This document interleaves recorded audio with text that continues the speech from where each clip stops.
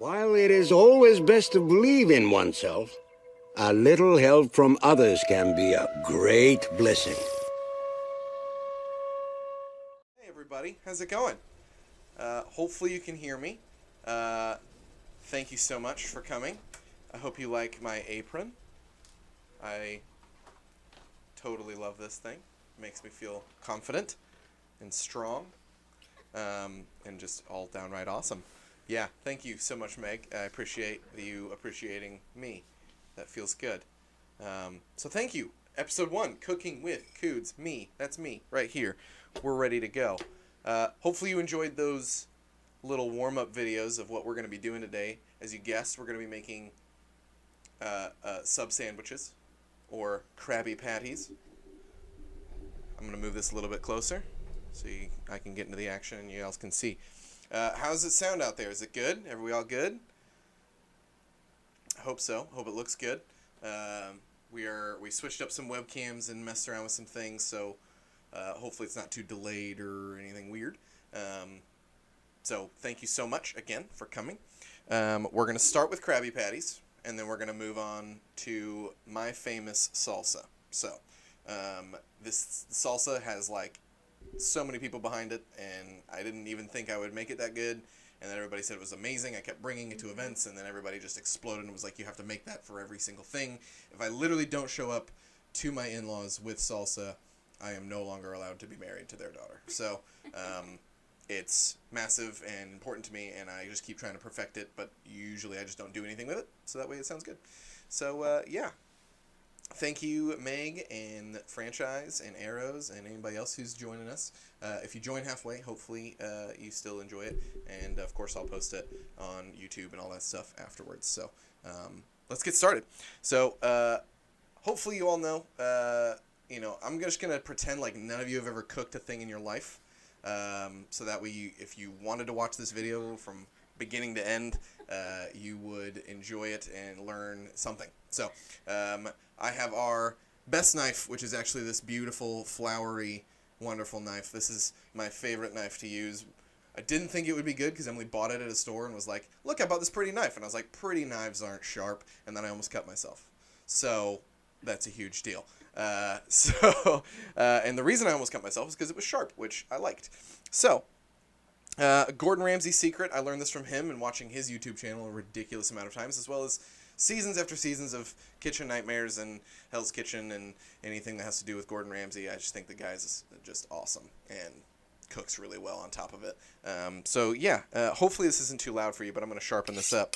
So basically, you just want to get from back all the way there, all the way up. And you want to do it in kind of a quick motion. And you want to make sure, of course, that you keep your hands behind the hilt of that there, or else you'll cut a thumb off, and nobody wants that. So hopefully this isn't too terrible of a sound. And you want to just do both sides. Sometimes you can alternate if you want to look awesome. Gordon Ramsay does it, of course, way better than I do. I never could. But he's a cool baller guy. So, of course, we've got our patties. Hopefully you can see them. I severely burnt one because I was too busy trying to figure out uploading a video that didn't end up working. So that video will also go up of me showing you how to cook the actual patties. I wanted to do that all together, but it just wasn't working. So I made a video on those. So I'll show you how to cook the patties and what I did to those in a separate video that I'll put up as well. For all of you Discord fans and other people like that, I'll put it in my Discord. I'll put it in community Discords. I'll put it everywhere so you guys know how to cook a good burger. Now that our knife is sharp, we're going to yeet that, and then we've got a sharp knife.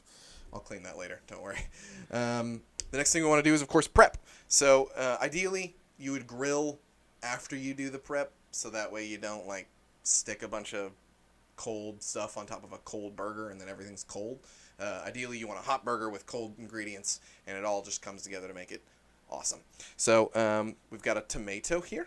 So it's nice, big, juicy, not Roma. Get normal tomatoes. Roma tomatoes are usually tiny. You want just a normal, good old-fashioned tomato. So we're just going to slice that. I like to cut the little head off there. Make sure it's good. Always double-check your food. You don't want to eat something nasty. And then, as SpongeBob would do it, real thin slices. Because if you're anything like me, and I messed that one up, because it wasn't full. If you're anything like me, you actually don't love tomatoes. But if you force yourself to eat them on something, they actually do complement like a whole dish. But a lot of times people, I don't know if you've seen that picture of a guy at Burger King or McDonald's, wherever he went, and the tomato was like half of the sandwich. It was like bigger than the patty. Disgusting. That would be absolutely the worst thing ever, and I would want my money back. So that right there, if you can see that, is a good slice of tomato. You can kind of see through it. You can see a couple holes through it, but it's not so thick or not so thin that it just isn't there. But it's so thick that it actually is good. So yeah, so that's a good little size right there. So we're gonna set that off to the side. We're done with our tomatoes for now. I'm gonna put those over there. Next, we've got onion. You can use just about any onion you like. I like a white or a yellow onion. Don't use purple onions usually on burgers. You can. It just depends on personal taste. But for a burger, I genuinely like to use white or yellow. Don't really know a whole lot of a difference between the two, other than one's usually a little bit sweeter. So that's pretty much the only real difference. With this, whoa, the whole table's moving. With this, I cut off both ends of the onion, because what you actually want to do is get all of it out off of there, and then when you want to preserve the rest, you put it in a bag or some sort of refrigerator safe type thing. And then when I used to work at Papa John's, we used to cut onions like crazy, and I used to cry like crazy. I don't know if I'm immune to it now. I just don't cry anymore, so yeah, I don't know. He's heartless. I'm heartless. Also, Maz is right there. You want to come in? No. No? Okay. So, what I like to do is sometimes a little bit dangerous, so don't do it unless you feel comfortable with it. But I just like to take that and aim it, and boop, right there. Okay, perfect. And I usually like to get in there just a smidgen, not a ton. Just get in there, just to get those first few layers off that are kind of nasty. So you want to get those all the way off of there. So the actual good part of the onion is really like only about half the size when you buy it, which is kind of a bummer if you think about it. Now, a couple different ways you can cut an onion. I personally, with burgers, of course, you want it to be round, circular bits. They say hi, so she says hi. Of course, just, again, kind of thin slices, as much or as few as you want. I like to get down towards at least the middle, so I like to cut it up a little bit. I'm going to be saving this onion, actually, to put in our salsa, so I'll save a little bit of it for then. Let's see. There we go. Just a perfect ring like that. Can't go wrong. I like to poke out the middle of a few of them, because I'll be honest, whenever you get to that middle part and you bite into that burger and it's just like all onion, it's kind of miserable.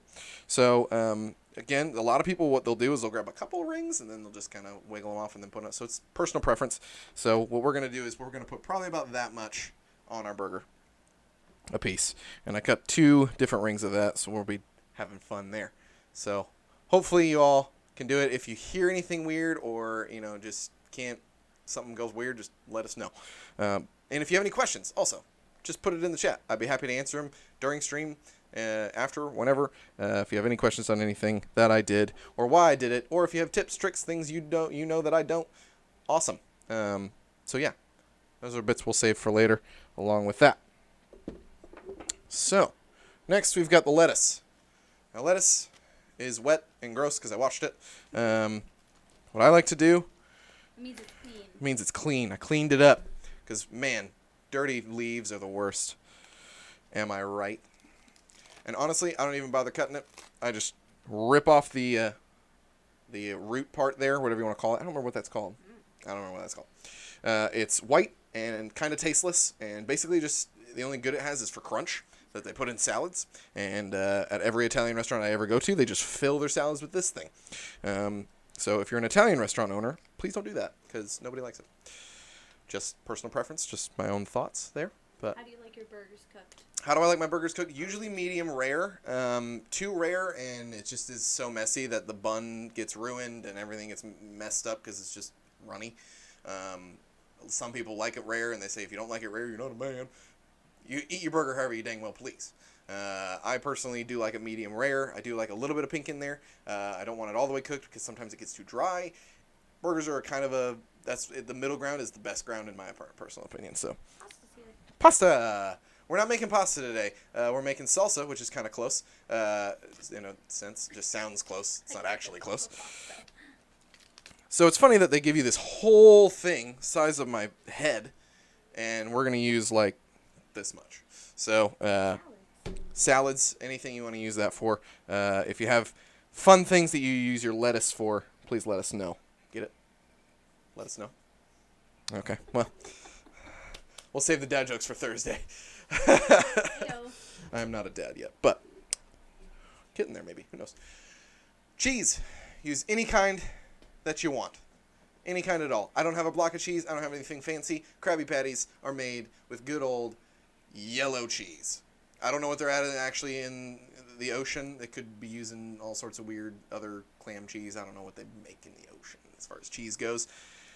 We're doing old-fashioned American. I personally, my favorite cheese of all time is pepper jack. I'm a pepper jack guy through and through. I love the little spicy and the flavor that it gives everything that you put it on. And also just by itself, gives me bad breath. But if I'm eating cheese, you want to stay away from me anyway because I'm a little bit lactose intolerant. He's a lot lactose intolerant. I'm a lot lactose intolerant. Ice cream is I'm out for the rest of the night if I eat a thing of ice cream, which I do often because I have no resistance to ice cream whatsoever. So I'll read you any questions. Okay. So, with that being said, I think we've prepped everything. We've got our cheese, we've got our onions, we've got lettuce, tomato. We are doing what the Krabby Patty secret formula says. We have got our pickles. Dill, specifically. You can use butter. A lot of people don't like butter pickles. It's just personal preference again. Everything about burgers is personal preference, however you want to do it. But pickles. They call for mustard, but I detest mustard, so I'm using honey. We're using honey mustard, which I actually love on my burgers. And again, I would be doing this to the T and making, Krabby Patty exactly how I'm supposed to be making it. But we also have to eat this. This is our dinner, and I didn't want to eat mustard because it makes me feel gross. So, her hand. So we're using honey mustard. I personally just love honey mustard on burgers. I think it just adds a good little flavor. And then, of course, ketchup. Can't go wrong with ketchup. It's my favorite food of all time. I've eaten this since I was a baby. I was probably given it at way too young of an age, which is why I'm addicted to it now. Just going to run down a few lists of things for you guys to freak out in the chat of things I put ketchup on. I put ketchup on biscuits and gravy. What else do I put ketchup on? I put ketchup on chicken and dumplings. Chicken and dumplings. I put ketchup on Steak. Some steak, yes. Although I do love steak by itself, don't get me wrong, but I have put ketchup on steak, especially lesser steaks. If they're like, this is kind of a crappy steak, on your eggs. I do it on that. Pretty much anything that's got chicken in it, ketchup goes on there. So if you've lost all respect for me as a cook from now on until the end of time, I completely understand, but I love ketchup. Just a little sidebar there. Yeah, so anyway. So, with that being said, let's get to assembling our Krabby Patty. I'm going to come over here.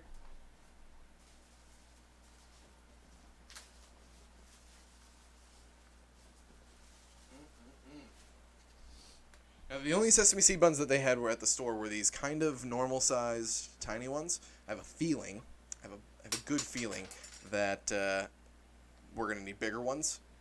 But I hope you guys like my buns. They're good buns. They're sesame seed, classic. Can't go wrong. So, comment if you like my buns. So, as they assembled, I heard that. Bun, bottom bun, specifically. Patty. We got lettuce. I didn't open the cheese, but cheese is next. Cheese. American cheese is kind of floppy. Cheese. Onion. Get a little bit out of there. Onion. Where'd my tomato go? There they are. Tomato. And ketchup, mustard, pickles. Okay. Nope. I didn't open it. It's brand new. I'm excited. Can you tell? There we go. Ketchup. I won't put a ton. Don't worry. It's just a normal amount of ketchup. I'm not a crazy person. There's ketchup. Oh, crud. Oh, goodness. We're good. Saved it. Ketchup. Mustard. Again, using honey. Sorry, folks who like actual mustard. Mustard. Pickles. Got it. That was really close. Almost had to ask Emily for help. Pickles. We're going to do 1. And we're going to do 2. And just like they did, just like SpongeBob did against Poseidon, we got to do the classic. We got to dress this bad boy up. So we're going to focus here. There we go. I actually think I did a pretty good job. Boom. Boom. Oh, that one's kind of got a tear coming down. Okay. All right, folks. Before I top bun this. Think I got a good smiley face on there? Oh, gosh. Oh my gosh. I think I got a good smiley face on there. Bring it a little closer. Voila. Oh, I think I got pickle juice on my keyboard. Gross. We'll figure that out later. Boom. And then I already put the cheese on because that's assembly first, and then I would cover a blanket with it, but we're gonna do just as SpongeBob did. We're gonna read it a book. So here we go. Join with me. Don't fall asleep now. Good night, St. Louis. From the arch to the zoo and balloons in the air. Good night to the arch, gateway to the west. The view from the top is always the best. Good night, old courthouse, lit up at night. Good night to our flags waving red, blue, and white. Good night, city parks and turtles that play. Good night, city garden and fountains that spray. Good night to stop laughing, you're ruining it. Good night to cathedrals, one old and one new. Good night, historic mansions in colorful hues. Good night, Union Station, once a busy depot. Good night, beautiful fountain in the Plaza Allo. Good night, Art Museum with objects so rare. Good night, Forest Park, home to World's Fair. Good night, Butterfly House, where beauty takes flight. Good night to the gardens, concert in the moonlight. Good night to the Muni, where musicals thrive. Good night to Ted Drew's frozen concretes. Good night to Crown Candy's mouth-watering eats. Good night, City Museum, rooftop bus, and slippery slides. That didn't rhyme. Good night, Magic House, and hair-raising good times. Good night, Grant's Farm, Clydesdales, and cows, they say moo. Good night to all creatures in the St. Louis Zoo. Good night, colorful fairs and lively parades, annual festivals, actors on stage. Good night, Science Center and roaring dinosaurs. St. Louis has got a lot of crap, folks. There's a lot of stuff going on here. Good night, Planetarium, where space is explored. Good night to our home teams, the Cardinals, the Blues. No matter the season, we always stay true. Good night, Powell Hall and Fabulous Fox. Good night to the musicians playing jazz, blues, and rock. Good night to St. Louis, we bid you adieu. Our beloved gateway city, there's no place like you. There's a picture of St. Louis. So thank you for coming with me on that little vacation. We're going to top bun that. And I'm going to show you the final product. Looks like a Krabby Patty. I think it's pretty close. I think that looks good. Pogs in the chat if you think that looks good. All right, so I'm just going to quickly assemble the next one. And then that way I can get all this stuff off of here. It was lettuce. Cheese. How do I open cheese? I figured it out. Go get your plate. Cheese. I think it... What was it? Onion next? Onion. Tomato.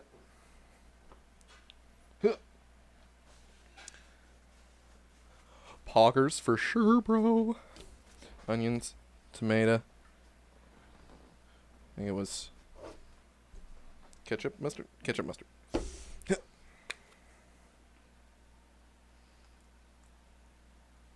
ketchup.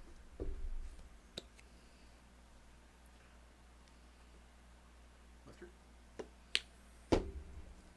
And pickles. I won't sing this one a song or read it a book or try and make smiley face ketchup on it or anything. I'm just gonna make it. I won't put you all through that again. Okay. I'm gonna do that. Let's see.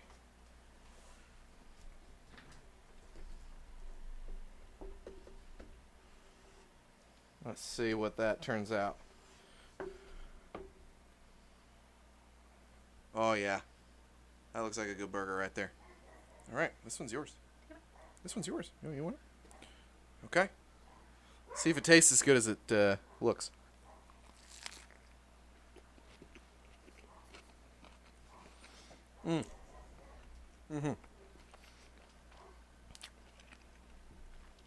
Can't go wrong there.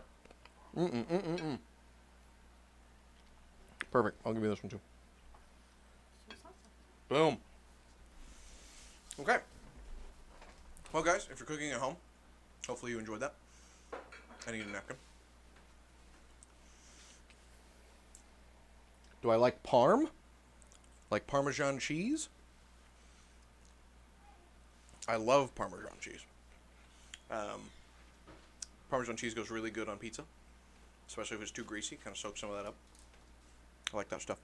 But sounded phenomenal. I thought Miles put the plate out. Feed me, sir. Yep. Often that's as the guy who does most of the cooking right now. That's often what I get is, please, sir, Simone. Okay. Salsa? Let's move on to salsa, shall we? You guys ready? Excited to see this? Let's do it. Secret salsa recipe. My secret salsa recipe that y'all can totally take.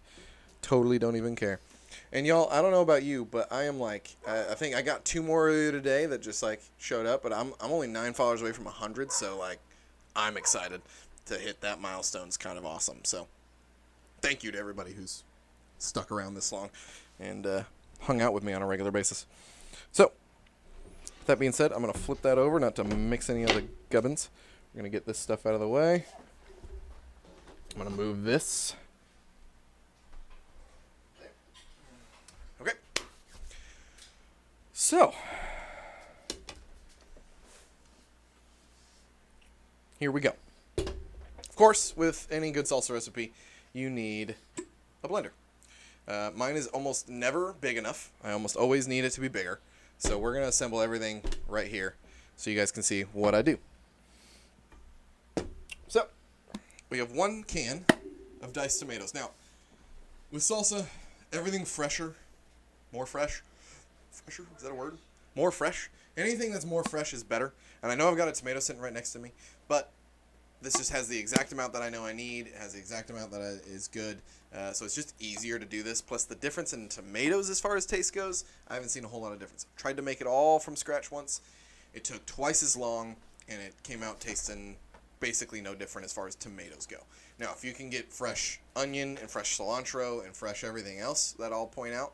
But anything you can get canned, as far as the tomatoes and the rotel, that's your best bet, because it's going to come out tasting more consistent, and it's going to just be good all around. So, 1 can of diced tomatoes, not tomato paste, not tomato sauce, not tomato anything, just diced tomatoes. I believe you can get no salt added if you want, because then you can adjust the salt yourself. I just went ahead and got with salt, so it's got its own sodium and intake and everything on there.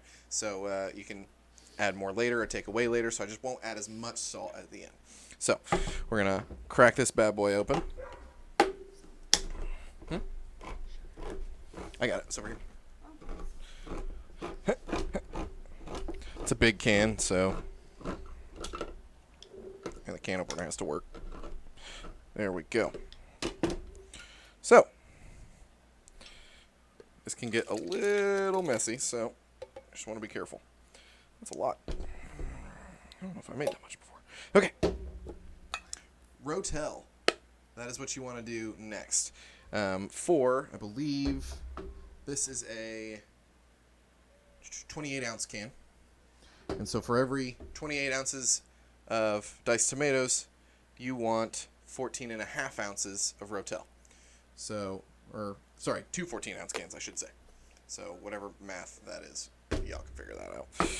Basically, 2 cans of Rotel for the 14.5 ounce for a 28-ounce can of diced tomatoes. And this is the like girth of the salsa, of course, is tomatoes and Rotel. I'm going to add a little bit less because I don't want my blender to overflow like I always make it. So I'm going to add a little bit less of this, and I can add it more later if I think it needs it. That's the great thing about salsa, is that you just kind of make it however to taste, and you go from there. So, there we go. Okay. So that's about half the can. So I did 1.5 cans, so we'll see if that affects the taste. I really don't think it will, but I'm going to try and keep that down. So now it looks full, but when you blend it all together, it's going to condense a lot more. So I've got the rest of our onion here. Okay, I'm going to do that next. And again, it's all to personal taste, so I don't necessarily have a measurement for you, but I will give you an idea how much I put in there. So for this much, we're going to go, honestly, we're actually going to cut this in half. And we're going to do about 1/4 of an onion, I'd say. I might do a little bit less, just because, again, you can't take away from salsa, but you can add to it. So you can add as much as you want after the fact. So if you wanted to start with none and be like, I don't like onion that much, I'll add a little bit here, a little bit here, a little bit here, until it's where you want it. So I'm going to actually add probably 1/8 to start, and then I'll add some more onion if I think it needs it later. The only important thing is that once you're adding stuff, you do have to blend it. And if you blend it too much, that's the only thing you have to kind of watch, is that if you blend it so much, then eventually it'll just be like mush, and then it won't be the consistency you want, and then you're trying to like scoop up water with chips, and it just doesn't work. So you kind of want to watch that. So the way I do the onion is I just kind of cut it into slivers. Okay, and you don't really have to be too precise with it, but as long as it's cut into slivers, and then I start here and go down. And I'll be honest, I learned to cut from Gordon Ramsay, so I watched all his videos. So I'm just going to keep repping that guy until somebody tells me to stop. So about that much, about a handful of onion is really all you need. We'll just throw that in there for now. And again, we'll add more later if we need to. Let's do garlic next. Garlic is one of those things that can absolutely overpower the salsa. It can absolutely ruin it. So, oh goodness gracious, that was scary. If you have a garlic and you have a full clove like this, there's a couple tricks with garlic.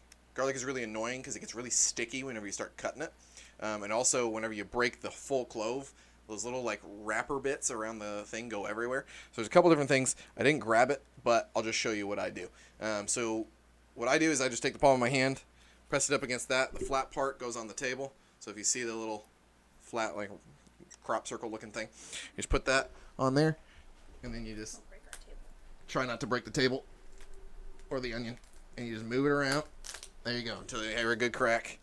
And then that lets you kind of stick your thumb in there, break it open, and you can get as many cloves as you want. If you needed all the cloves out and you wanted to get rid of all the paper and the nonsense and save all the garlic for later, if you take one bowl, just a cereal bowl of any kind, put the garlic in that, again, same way I had it, take another bowl on top of that, and you just push those two together. It crumbles all the things together, and then you just kind of sift out the paper bits and get all the garlic out. Then you just dump the bowl of the contents of the stuff into the trash, and then you got garlic separated from everything else. So we only need about 3, I'd say, cloves of garlic. It really does depend on their size. If you have a small clove, you might need 4, but I usually do about 3. So 3 cloves of garlic. And these are kind of large, so I'll probably just stick with 3. Just again, because garlic can really overpower the salsa if you leave it for too long. So you just kind of want to watch that. Now, with garlic as well, they still have a little bit of film on. Again, the most annoying thing is garlic. They still have a little bit of that paper on there, and you really don't want somebody to get a chip and then they're eating like what they feel like is plastic. A lot of times it'll get confused with plastic too. So you want to cut the little tiny ends off. And you can honestly start with one and then peel it back. But I make sure I cut both just to make sure I get it all off of there. And then you can kind of see how it kind of comes off. And then you want to make sure you have all those plastic bits off. And then it's tiny and cute. And we love it. So when that's done, I just give it a couple of scores horizontally with it. Since it's going into the blender, it'll blend up more. But you don't want to leave it whole, because there's still a good chance that you'll just have one giant chunk of garlic. And you don't want to send somebody home with bad breath. That's just always not fun for anybody. This actually didn't have the paper on it because it cracked right, which is kind of cool. I am just going to cut these ends off, and we'll be good to go with this one. Is there any questions from anybody so far? Like, of any kind? I'm waiting to see if he adds fruit. I have added fruit in the past, to answer that kind of correctly. I don't have any fruit for this one, because I'll be honest, the response wasn't as good, which I thought was weird. But personal preference, when you add fruit to a thing that's primarily vegetables, it does kind of make the flavor go completely the different direction. So what I did was, I really like mangoes. Mangoes are my favorite fruit, so I grabbed I grabbed actually a can, which is probably where I fell short, but since I was experimenting, I didn't know how much. So I grabbed a can, strained it, and used a couple of pieces of mango in it. And really all it did was it added a little bit of a sweetness, which then meant I shouldn't have added as much sugar, so the whole thing became a little bit too sweet. And then it was kind of like you don't really taste any of the vegetables, or you don't really taste any of the salsa.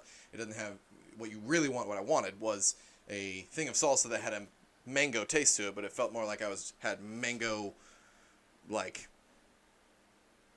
stuff that had a salsa flavor to it, if that makes any sense. So really, you want to kind of balance it back and forth. But I'm sure you can try other stuff. I've seen salsas been made out of tons of different fruit. And I've been loving to try some of them, but for the most part, mango was like one of the best ones that I thought. But classic salsa is honestly the best, and can't go wrong there. What's next? So let's do the limes next. Would you go get me my squeezer? Lime squeezer? I forgot my lime squeezer, which makes limes 10 times easier. So if you don't have one of these, I suggest investing in one. Now, I've been told by a gentleman who is actually from, I believe, Chile. Is that where Adolfo is from? I think it's Chile. And I asked him about my salsa. I had him try it, and I was really nervous because I was like, he's from a Spanish country. And he's a good cook. And so I was like, so what do you think about it? And the only thing he kept telling me over and over and over again was, everything is good, more lime. Always add more lime. And he told me over and over again until I added more lime, and now he likes it. So I actually do about 3 limes per batch. Again, more the merrier. I think my first batch that I gave him, I added like maybe 1.5. And so I just doubled it until I liked it. So this little guy is awesome. Basically, you just take your lime, cut it in half, put it upside down, and then you just squeeze it on in there. And it helps keeps it from shooting up into your eye and blinding you. It's miserable. So this is kind of fun. So squeeze that in there. What I actually like to do is to really get it out there is I take the other half and put it on top of that one that I just squeezed, because then it just puts more and more pressure on there. Oh, there it goes. Hey, told you this can get a little messy. So hopefully I don't get lime juice and pickle juice in my keyboard. You can tip it. There you go. Get as much out of there as you can. There's a 1.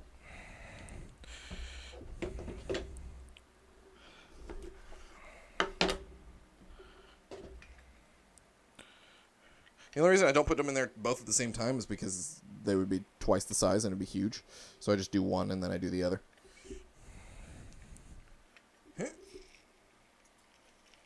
There it goes. And it makes you feel big and strong. Or as Meg called you earlier in the chat, thick. Thick. I'm thick. Okay. There's 1, 2. Here's number 3. Now, if you are... The idea to start making salsa came because I loved my grandmother's salsa.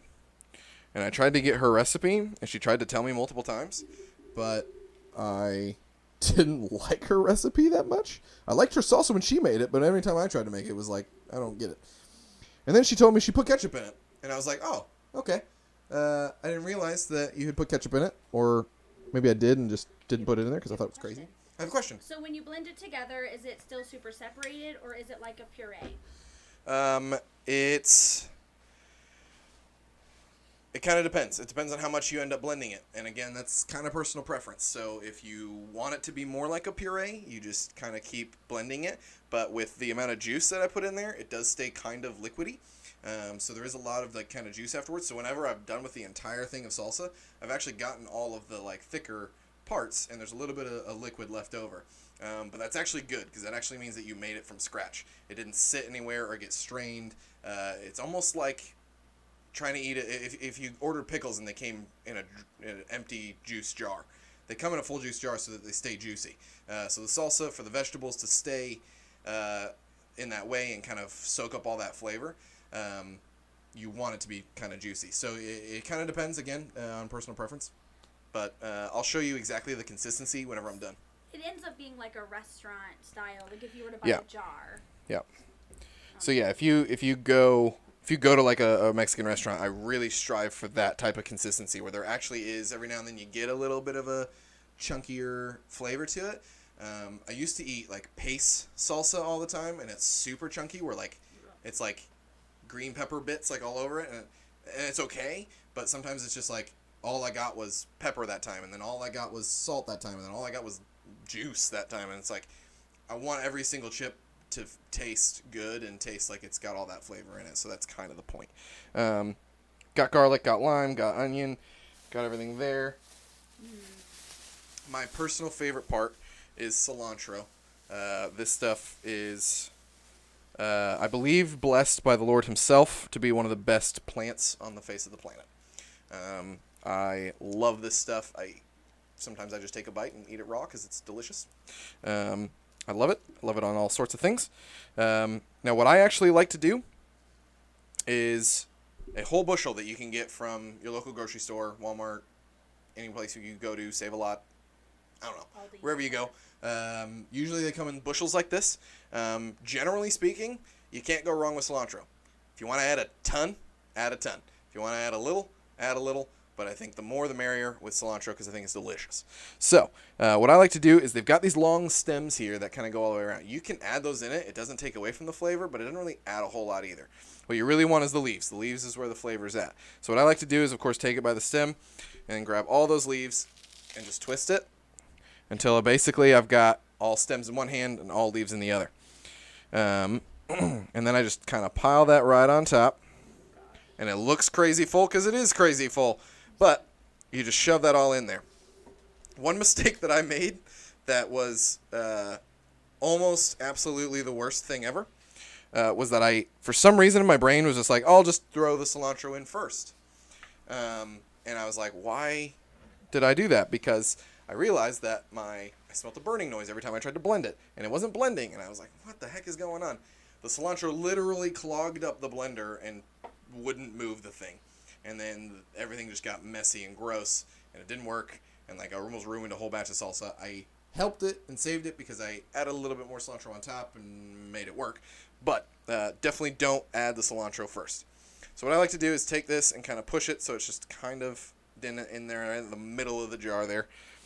And one of the most important things, especially one of the most important things to not get wrong, is jalapenos. Gotta love these bad boys. Again, this is the most important part to any salsa because it will literally make or break whether people like it or not. I've literally just made a hole, and now I can't find the hole. There we go.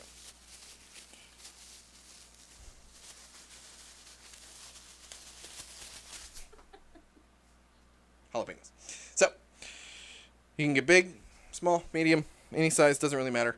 Remember, though, that the heat is in the seeds. It's not in anything else, so it's not necessarily in the pepper itself, although there is some heat there, but the heat is in the seeds. So if you lose all the seeds or try to scoop out all the seeds, because you don't want it to be that hot, you can scoop out all the seeds and put just the peppers in there, and it'll have a little bit of kick to it. But if you want any heat at all, add the seeds to it. So what I'm going to do is I'm going to add one big one. We're just going to do one big one, and then we're going to blend it. We'll see how it tastes and go from there. So Of course, take the top off. Don't want that. I like to cut it once horizontally with it. And there you go. You got all the seeds, everything. A lot of people don't like this white bit because they think it tastes tart or anything like that, so they try to take that out. It doesn't take away anything or add to the flavor or do anything weird, so you might as well just add it in there because it's super good. Because it's just also way easier. So I like to stick them along the edge of the jar and push it as far down as I can with my finger. And we just do that on both sides. There. Okay. So, the only other thing we need is salt and sugar. Personal preference, of course, and the best thing about salt and sugar is that because it's so granulated, you can actually add it after the whole batch is done and you've poured it out and you're like, that's good. And then later you're like, man, I actually kind of wish this was saltier. If you pour a little bit of bowl out, you can just add salt to it and go from there. Same with sugar. Just add a little bit of sugar to it if you want it to be sweeter. So to each person's preference, even if you're serving it at something, you can literally serve it and then they can be like, oh man, I kind of wish this was saltier. Do you have any salt? Great. It's right here. Boom. Added. Done. So it doesn't, you don't have to get it right whenever you blend it is my point. So I'm just going to add quite a bit because they got a big old jar here. This thing, I just added pepper. Oh well, that's okay. It's no problem. I just added pepper. Like a lot. I need the other dinosaur. Where'd the other dinosaur go? 2 holes means salt, dude. 2 holes means salt. I didn't remember that. I'm distracted. Less holes, less Distracted. letters. Pepper being in it, probably not going to ruin it. Probably not going to make it that great, but we're going to try it. So, don't add pepper. Just remember that. Don't add pepper. Salt is what you wanted. Didn't need that. And then sugar. I usually just add about a palmful. About that.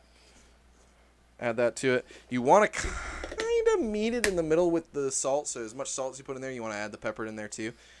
Chapstick, how are you? I just see you there.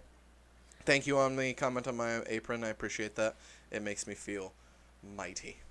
So, I'm going to add a little bit more salt just to counteract that. Now, another lesson I will tell you is that the salt really counteracts with the tomato and the sharpness of the tomato, as well as the lime. The lime and the salt are going to counteract the taste of the tomato, so it's finding that balance that is actually really important in the salsa and as a whole. And basically you just add and take away or whatever you want to do to try and make that work. So I'm going to kind of shove this down in there and mix it all up. Hopefully that pepper mistake doesn't come and get me in the end here. Thank you. Emily's over here making sure I don't mess this up too bad. Okay. Well, apparently not. So, hang out for just a second. I'm going to go blend this, and I'm going to show you what it looks like. So, chill for me. I'm going to blend it in the kitchen so you guys don't have to have your ears explode from the sound of blending. Also, the cord isn't long enough, and I'm lazy. So, be right back.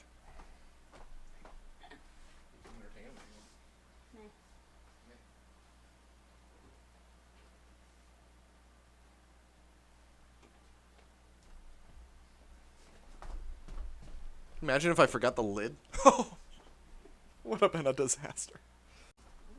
All right, folks, I rarely get this on the first try, so I was really trying it for you there.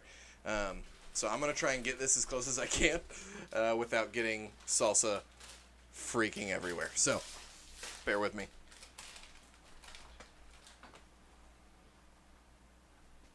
I'm just going to grab you.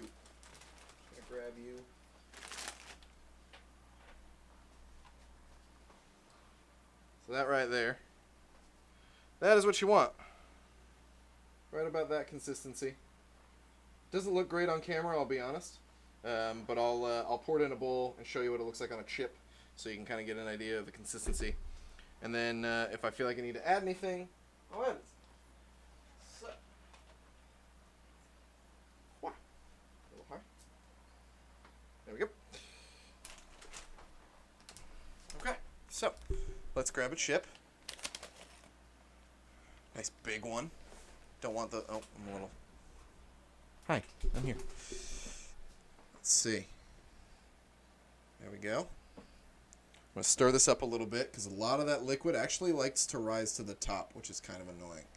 I don't know why that is. Probably has to do with science. Something we're not teaching here. Do you deliver to Canada? Do I deliver to Canada? I will jar this thing and ship it to you, bro. I am not even joking. Miss Pritza says she wishes that she could try, and Meg said it looks fantastic. Well, I will put the recipe in my Discord and everywhere else and on everything.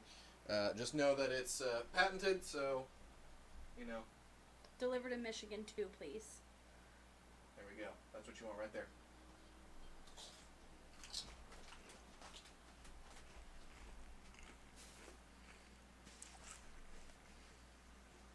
Hopefully, my chewing isn't horrible.